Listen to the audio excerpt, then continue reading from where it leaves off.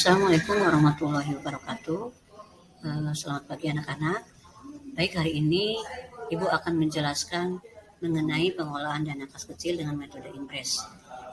Tujuan pembelajaran, siswa itu diharapkan mampu menyusun laporan catatan mutasi dana kas kecil dengan metode impres. Kita lihat pengertian pengolahan dana kas kecil dengan metode impres adalah merupakan metode pengolahan dana kas kecil dengan ketentuan jumlah dana kas kecil itu selalu tetap sehingga pengeluaran dana kas kecil tidak akan langsung dicatat. Jadi intinya jika terjadi transaksi atau pengeluaran itu tidak langsung dijurnalkan, ya, tetapi dikumpulkan bukti-bukti transaksinya saja.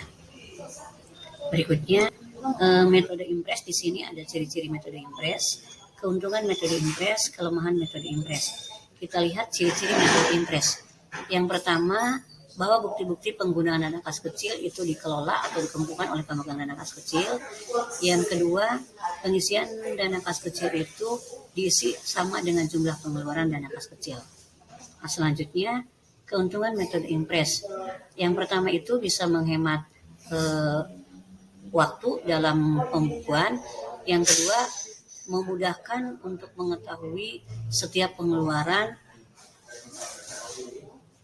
berdasarkan pos-pos pengeluaran pada setiap pembukuan. Yang ketiga, karena jumlah dana kas kecil per periode itu selalu sama sehingga memudahkan bendahara untuk menentukan jumlah dana per periode. Nah, yang berikutnya yaitu kelemahan metode impres. Yang pertama, kelemahannya itu hanya dapat mengecek saldo kas kecil itu di akhir periode atau di akhir bulan. Yang kedua, petugas kas kecil tidak dapat sewaktu-waktu mengambil atau mengisi kas, bahkan tidak dapat mengecek sisa dana kas kecil. Perbedaan metode impres dan metode fluktuasi. Metode impres, yang pertama jumlah pengisian dana kas kecil itu harus sama dengan jumlah pengeluaran. Yang kedua, transaksi pemakaian dana kas kecil tidak dijurnal atau setiap pengeluaran tidak langsung dijurnal tetapi hanya disimpan bukti-bukti data saja. Yang ketiga, saldo dana kas kecil harus tetap, pada periode perlu disesuaikan. Metode fluktuasi, yang pertama jumlah pengisian kembali dana kas kecil itu tidak harus sama dengan jumlah pengeluaran. Transaksi pemakaian dana kas kecil harus dijurnal. Setiap terjadi pengeluaran itu harus dijurnal. Yang ketiga, saldo dana kas kecil berubah-ubah. Dan yang terakhir, pada akhir periode tidak perlu disesuaikan. Nah, di sini ada format catatan mutasi dana kas kecil. Ada tanggal diisi dengan tanggal transaksi, ada nomor bukti diisi dengan nomor bukti-bukti pengeluaran, ada keterangan ini diisi oleh ureannya, ada kolom penerimaan, ada pengeluaran. Di sini ada akun-akun pengeluaran. Contohnya konsumsi, ATK, listrik, fotokopi, transportasi, dan lain-lain. Di sini ada contoh soal ya, yang nantinya kalian silakan dikerjakan. Ini ada catatan mutasi dana kas kecil dari PT Sentosa Jaya, di mana transaksi ini terjadi di bulan Juni 2022. Nah, dana kas kecil di bulan Juni itu sebesar 9 juta.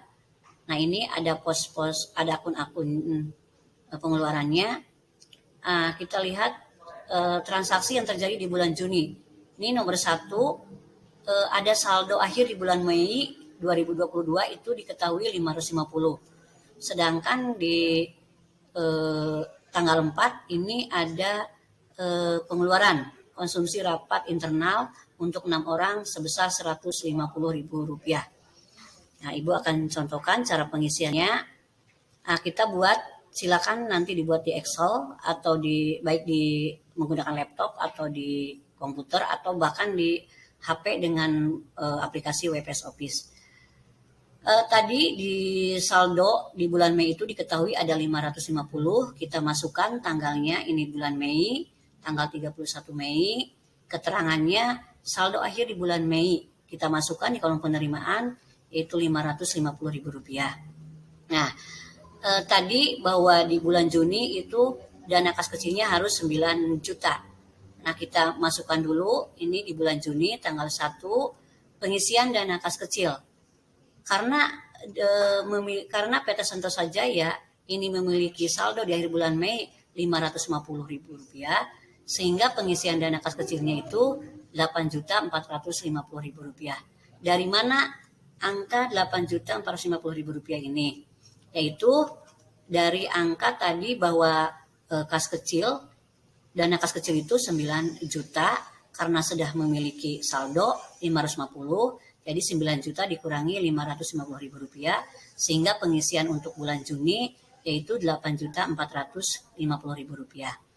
Nah, tanggal 4 kita masukkan tanggal 4 tadi ada pembelian konsumsi rapat internal sebesar Rp150.000. Kita masukkan di sini BPKK 01, keterangannya konsumsi rapat internal. Angkanya kita masukkan di kolom pengeluaran sebesar Rp150.000. Nah, di kolom pengeluaran kita masukkan juga di akun-akunnya. Nah, konsumsi itu masuk ke kolom mana atau ke nomor akun mana? Ya, ini 201 konsumsi ya. Kita masukkan juga Rp150.000.